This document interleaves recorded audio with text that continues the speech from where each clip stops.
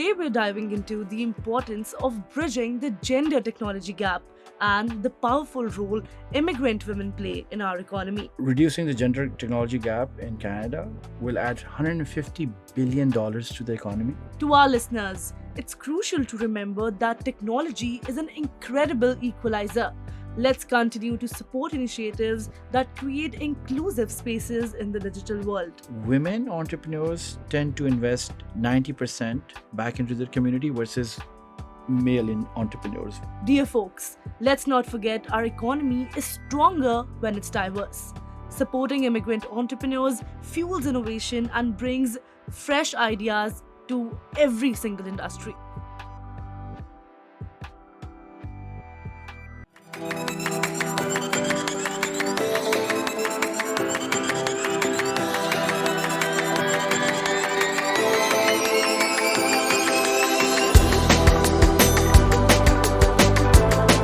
Welcome to the CanadianSME Small Business Podcast. Today, we're diving into the importance of bridging the gender technology gap and the powerful role immigrant women play in our economy.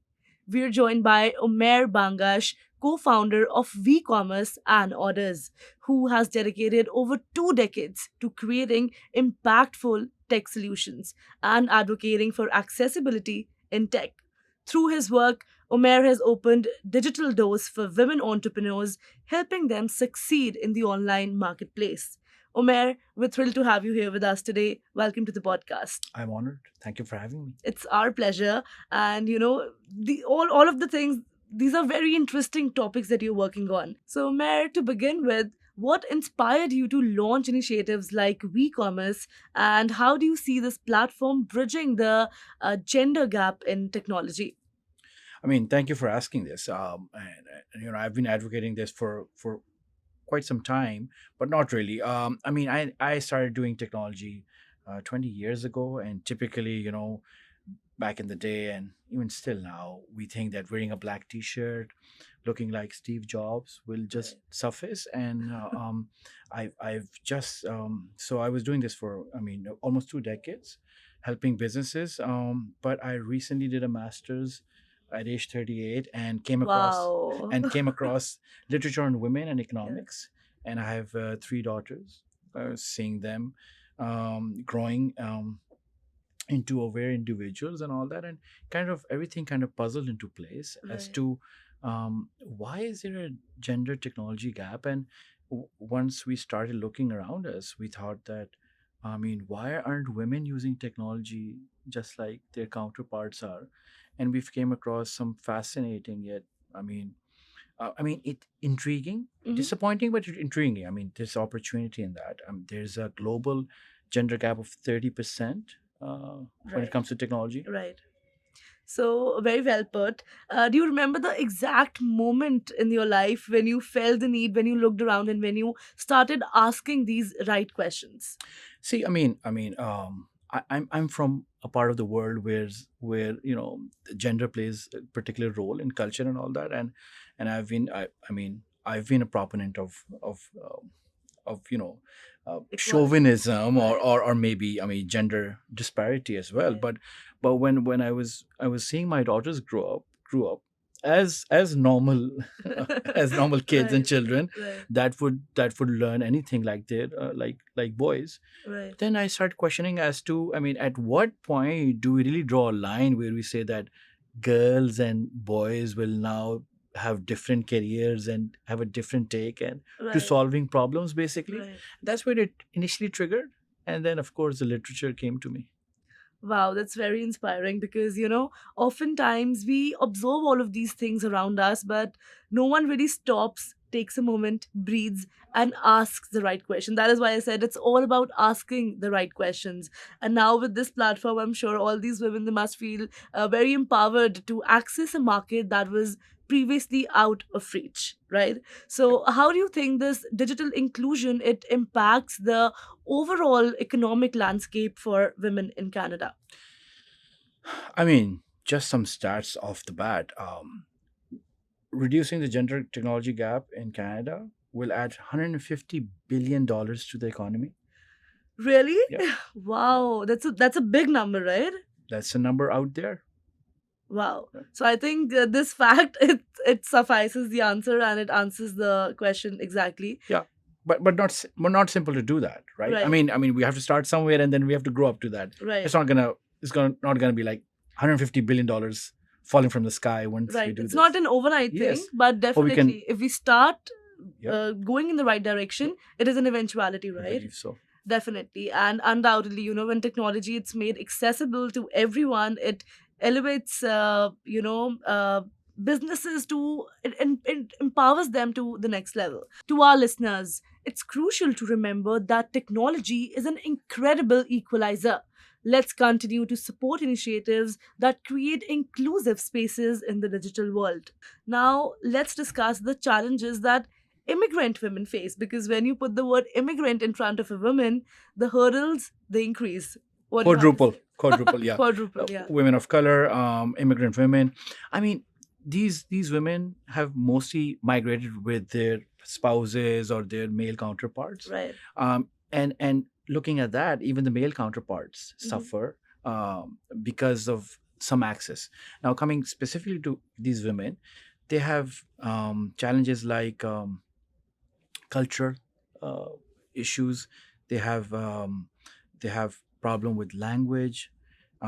They have non-accredited education. Right. But yeah, culture and language are the two main Barriers, yeah. barriers. And then we have other factors like microaggression, strictness from households, and all that. And they're more likely, because of this, go into entrepreneurship. But then this is where the problem then starts of having access to the market. Right. How do you access your market sitting at home?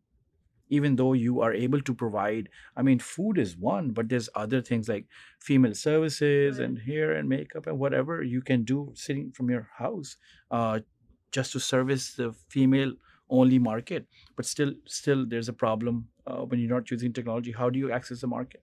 Right, because on the bright side, when we talk about immigrant women, they bring unique perspectives, but they, very rightly said, they often face additional hurdles in digital adoption and visibility. So, how does Weecommerce support immigrant women in overcoming these barriers, especially in a country like Canada, where the focus is especially on inclusion and diversity? Yeah, so when we identify the problem, I think we were slightly, on paper you can say, better at solving this problem because we understand the cultural perspective of how to reach these women. Right. So we set up a women only team.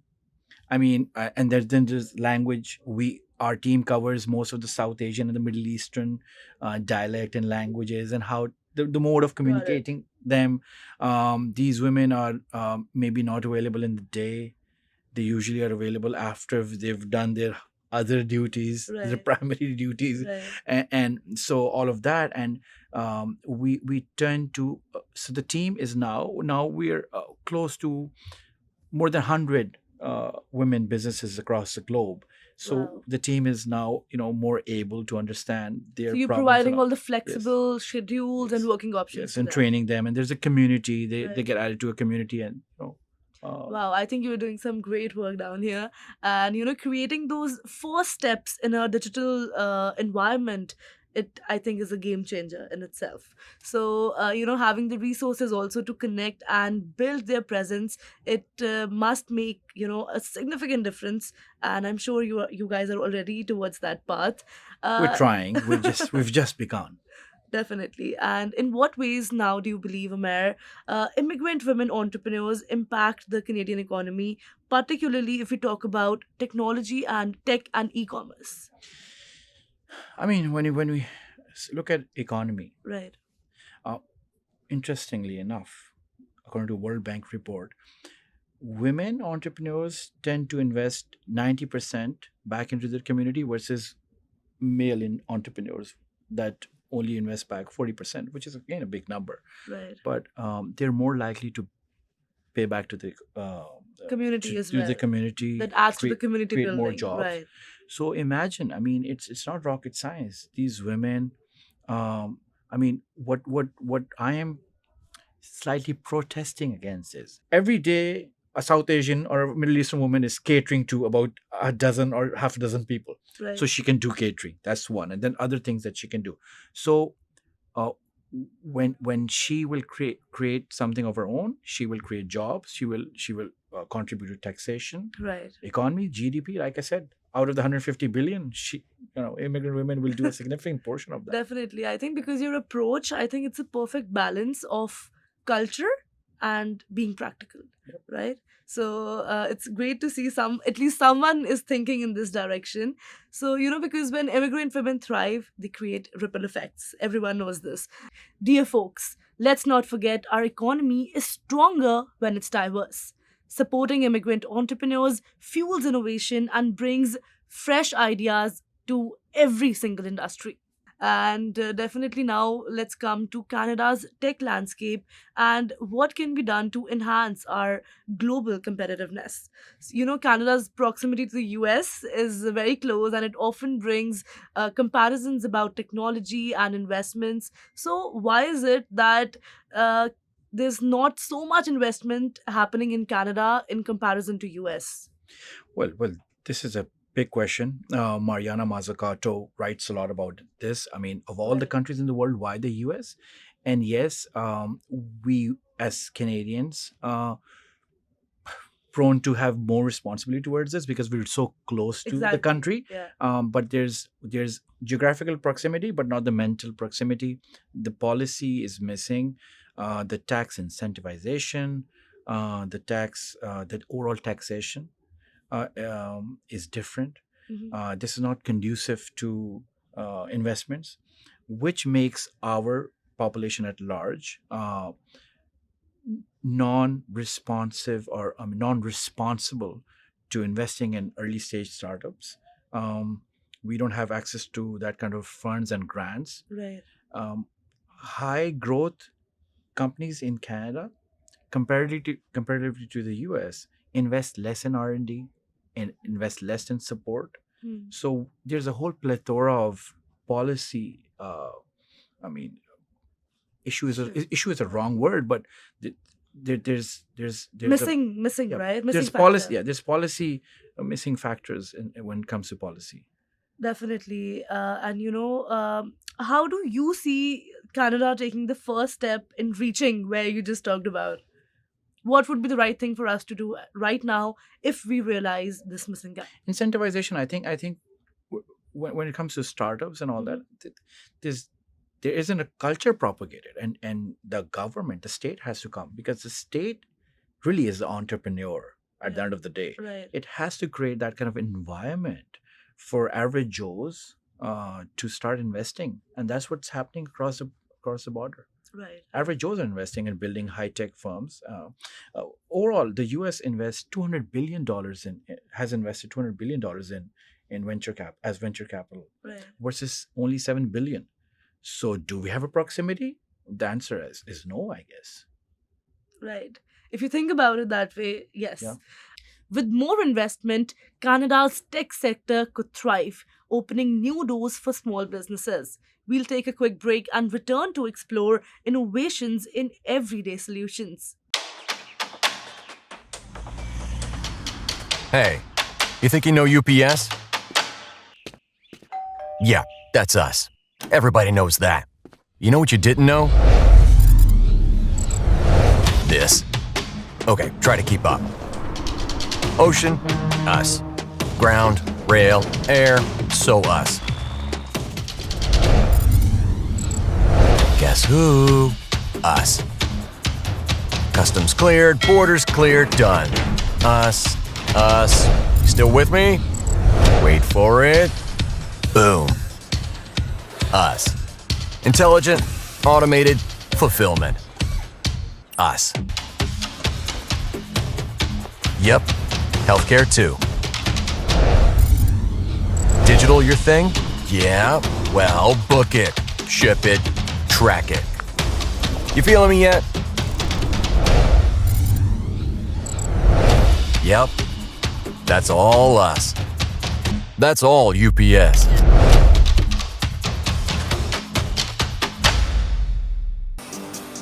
At IHG Hotels and Resorts, we're in the business of you. We're here to help you plug in, Connect and recharge. Make an impression. and meet with confidence. With 19 brands built for business, your business gets even more rewarding. With an award-winning loyalty program at 6,000 IHG hotels and resorts worldwide. Welcome back, listeners. Let's dive into how practical, innovative products can make a big difference for small business owners. Omair, what do you believe would make Canada a more appealing place for tech investment, especially for SMEs like small and medium businesses? I mean, the US attracted people from all over the world Right. for their brilliance. And it's not now. I mean, from Einstein to Tesla, they've all crossed the Atlantic, ended up in the US. Right. You're made, the notion is you're made once you cross the Atlantic, which means you're made in the US. So Canada, on the other contrary, has a very strong migration program, but I think they've got to up their game when it comes to attracting highly skilled and entrepreneurial people. The incentives that they're giving. Well, the entrepreneurial people, it's Yeah. more for jobs Mhm. that they're migrating and immigrating people for, Right. and of course for humanitarian grounds. But I think there has to be more a more enriching and conducive environment. I mean, me as an entrepreneur here in Canada, I think even sometimes I would have to look for funds across the border because the appetite for funding is better there, and the over understanding of money. They have that Canadians power. Yeah. Canadians tend to worry more about fun time and play safe. Real estate. Right. Why is all the money going into real estate? Why are people just sitting on property? This is not good for economy. Would it be right to say that it's about a mentality as well that the country has developed?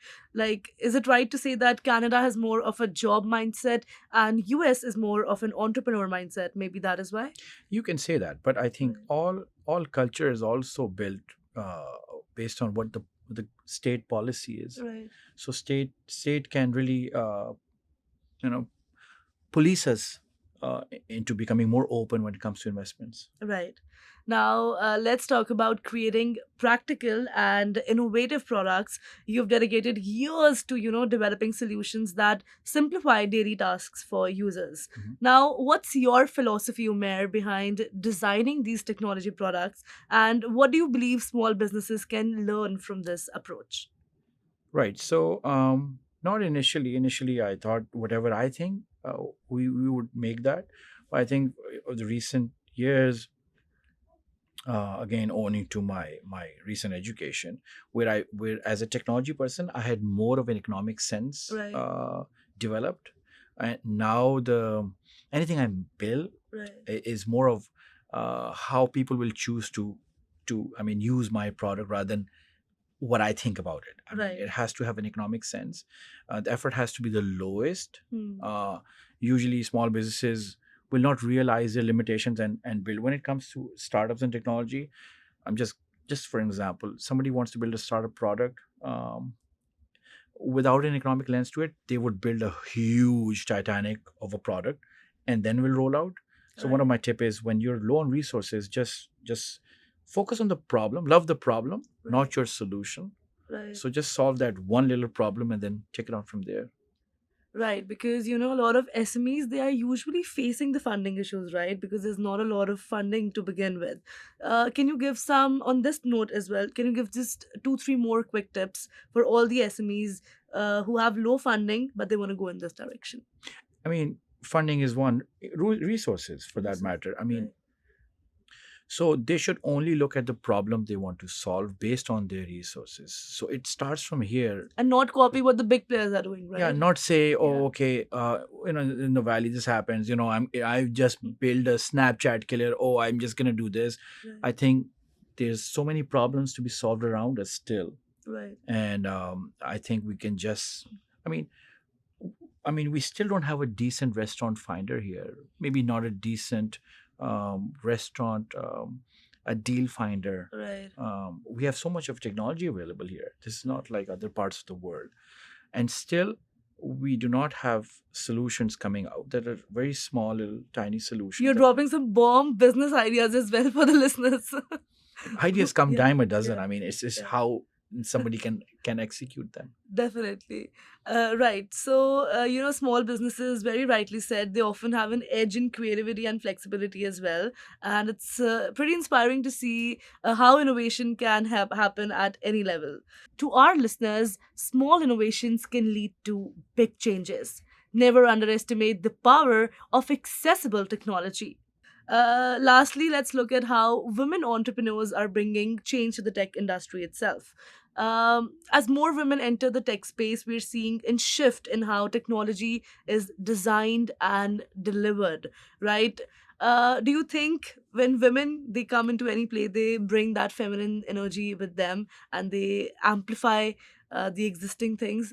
Like you were just mentioning before the podcast about women adding beauty to everything that they become a part of. Could you just elaborate? Because I really want the listeners to get to the core of what you were saying. Yeah, I mean, look at the internet before women. We had ugly websites, and we had hardly any diversity when it comes to apps. And ever since the women came in, look at how social media, look at the beautiful apps around us. I mean, the Snapchats Right. and the all these apps. So they do bring that kind of element. And we as a company think because we are mostly on we develop an e-commerce and checkouts. What we say internally as fun fact Right. is when we will really be above 1,000 women, I think they will change the way people check out today. The current checkout is, I personally believe, is built by men for men. But I think the way we check out is going to be a little different in 10 years How so? when women take over. Okay. How so? Well, I Okay, don't what's know. it? Okay. I'm just just a moonshot, but I have a Right. feeling that women tend to make it easier. Got It's it. just because how they're nurturing and fostering and reading nature is. I mean, we have back cameras in cars Right. and 360 cameras and so much of assistance. Right. I mean, somebody can smirk is because the women are not really good drivers, maybe, but there's a flip side to it. They brought all that. They pushed the industry to build all that fundamentals in cars, which are then used by all over the world. I mean, irrespective of what gender there is, Right. the men love the rear camera too, Right. right? Wow, you've given me some really interesting things to think about after the podcast. So I'll just sit down and write all of these I things. hope. It's fantastic to see how such diverse voices, they contribute to a more inclusive tech environment. The ripple effect, as I mentioned, of this inclusion is boundless. Now let's talk about the future. Omair, looking ahead, what do you envision as the next big shift in technology that small businesses should, be readily prepared for, especially with more inclusive approaches now? Um, if we zoom out on inclusivity Hmm. with AI, Right. irrespective of gender inclusivity, I think with AI, you have a better chance of doing anything. Right. You don't really have to be somewhere with a certain level of resources. Right. You can Um, get things You done. can get things done if you know how to use them. And the first is, I mean, getting out of your own way to use AI and not think you're smarter than AI. Right. And AI is again not such a phenomena anymore. I mean, it's just simple. AI is a source that has read maybe a billion books. It's fast information at your Yes, fast fingertips. information put Yeah. into kind of logical answering. So I think small business especially, and large of course, goes without saying, need to now focus more on how they can really capitalize and use AI. So they should, what you were saying is they should delegate the work which is repetitive and something which AI can do so that they can focus on things that matter like strategy or creativity, right? That is going to happen. One of the things that we need to realize is if I don't use AI, Right. it's not that AI is not going to be used. Right. Someone else Right. is out there using it Yes, and so- taking advantage. So all cumbersome, if you go even back a couple of hundred years ago and especially in the last century, all the cumbersome work is going to be, automated somehow. Right. Even for that matter, the next big thing that's going to be automated, which is cumbersome and wastes billions of hours every month or day, Right. is driving. Right? Mhm. Human beings on Earth waste billions of hours driving that they can put to use. Right. So this is going next. They're already working on this. Well, right? well, there are cars that drive, and Right, in yeah. 5-10 years, that's going to be going away. And while you're driving and using that kind of time, we're going to be thinking about how we can do better things. Wow. You know, Omair, before we let you go, I really want you to think and give a message to all the women listeners that are, listening to this podcast, the women entrepreneurs, immigrant women, women who are thinking of starting a business, women who have already started their own little startups and are looking for guidance and advice. What would be the one thing that you'd like to say to them? Yeah, I think they should let go of all the voices that were there and for centuries. I mean, their grandmothers to their mothers, and especially the women around them that have really told them the stuff Right. and doctrined them. I think they've got a. You're talking about the emotional baggage here. I mean, all the doctrination that happened Right. to women by women. Yes. As I mean, they can't do And that's a very certain thing, important, and yeah. that's the voices that has had more credibility with them, and they've got to let go of those voices and start believing that it's technology, and technology is there for everybody. Definitely. I think it's very powerful what you just said, and people often overlook this, that generational trauma. We forget about how we get it from our mothers, and they might have gotten it from like our grandmothers. But it's very important and very powerful what you just said. And I think we all just need a little bit of introspection into why we are doing what we are doing. And as Omair has already started asking the right question, I think we should too, and we should learn from Omair and his journey. So thank you so much, Omair, for Pleasure. being a wonderful person, first of all, and being a wonderful entrepreneur Thank you. and creating such a platform which is empowering everyone in totality and is so inclusive and so diverse. Thank you. Kudos to you and your team. Thank you. you so very much. Thank you. Pleasure. Thank you so much for tuning into the Canadian SME Small Business Podcast. Today, we spoke with Omair Bangash, co-founder of Weecommerce, who shared key insights on bridging the gender tech gap, empowering immigrant women, and strengthening Canada's digital landscape. A special thanks to our partners RBC, UPS, IHG Hotels and Resorts, and Google for their continued support. To explore more inspiring stories and expert insights, visit CanadianSME.ca and subscribe to the Canadian SME Small Business Magazine. We look forward to seeing you in the next episode. Till then, stay tuned. This is Kripa Anand signing off.